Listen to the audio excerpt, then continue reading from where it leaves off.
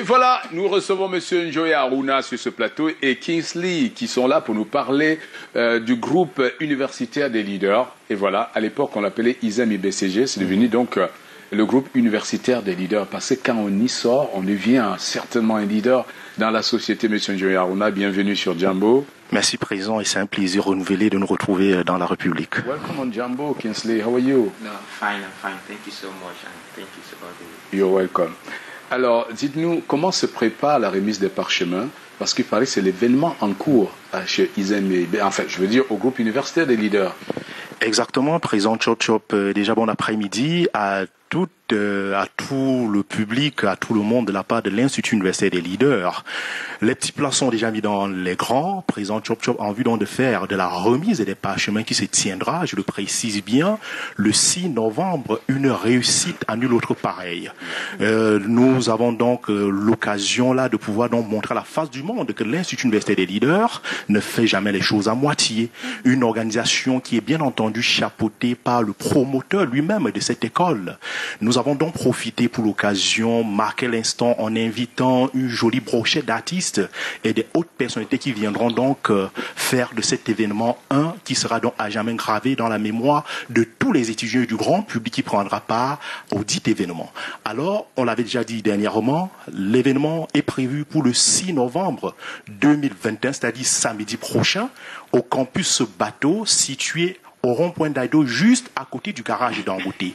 Nous invitons donc tout le grand public du littoral, et même ceux venus d'ailleurs, de venir essayer autant que faire se peut avec nous de soutenir ces lauréats. Et quand je parle des lauréats, il s'agit donc du CID, ceux qui ont donc obtenu le BTS, ceux qui ont obtenu le HND et ceux qui ont obtenu leur licence master, tout de domaine de formation confondu. Wow. Donc vous êtes donc attendu le 6 novembre 2021 au lieu dit Campus Bateau d'Aïdo.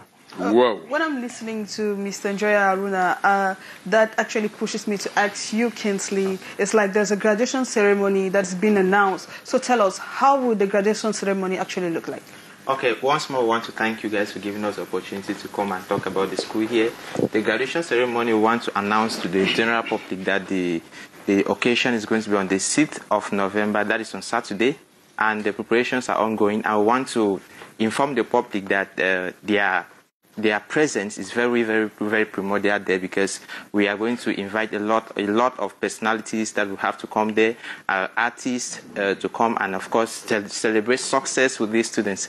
The University Institute of Leaders see also within this atmosphere is opening their doors for all the students who want to come in for the bachelor's degree programs, of course, which also begins immediately after the graduation. Mm-hmm. That is on Monday.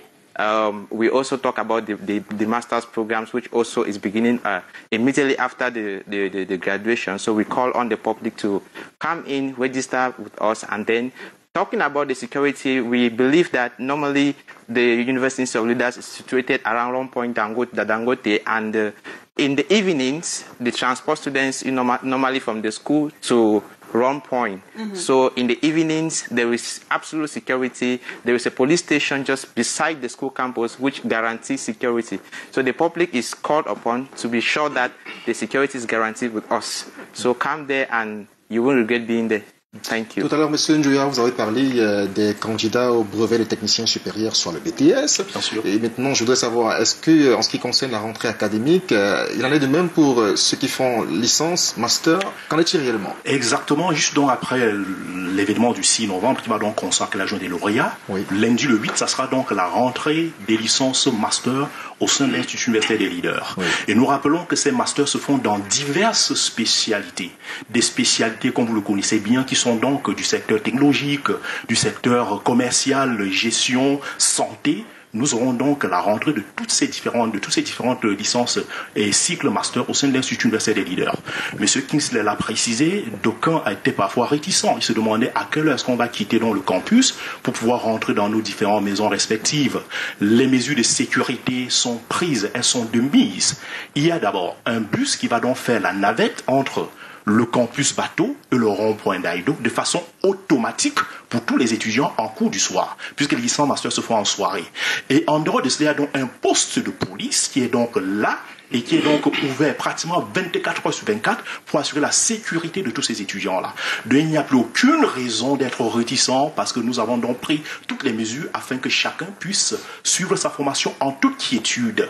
Et cette licence master aussi sera donc il sera donc effectif, le cycle licence master sera donc effectif du côté de Nord-Passy, entrée lycée juste après Hôpital des Sœurs. Dans l'intention de tous nos étudiants et même des personnes qui habitent la zone, vous n'aurez plus besoin de vous déplacer pour aller loin. La formation se déporte à vous à travers une certaine proximité.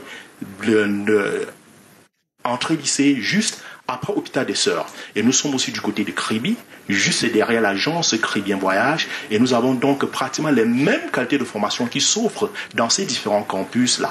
Et je ne saurais donc sortir sans toutefois remercier notre tutelle, qui n'est rien d'autre que l'Université de Douala, qui, pour le compte de cette année comme par le passé, a donc pris toutes les mesures nécessaires afin que les effets académiques de nos étudiants leur soient donc mis à disposition dans les délais. Donc à chaque fois que les étudiants composent aujourd'hui, les effets académiques sont donc disponibles dans les meilleurs délais, histoire de leur permettre de pouvoir donc se mouvoir sur le marché de l'emploi.